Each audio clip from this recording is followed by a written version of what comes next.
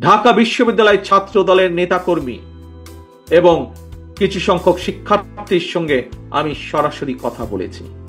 ঢাকা বিশ্ববিদ্যালয়ের আবাসন সংকট নিরসনে আবাসিক হলগুলোতে বসবাস এবং খাবারের মান বাড়ানো অত্যন্ত জরুরি।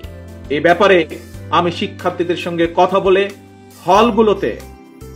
হলগুলোতে বিদ্যমান সমস্যা এবং সমাধানের একটি লিখিত প্রস্তাবনা বিএনপির কাছে উপস্থাপনের জন্য ঢাকা বিশ্ববিদ্যালয় ছাত্র দলের নেতাদেরকে, কর্মীদেরকে আমি আহ্বান জানাই।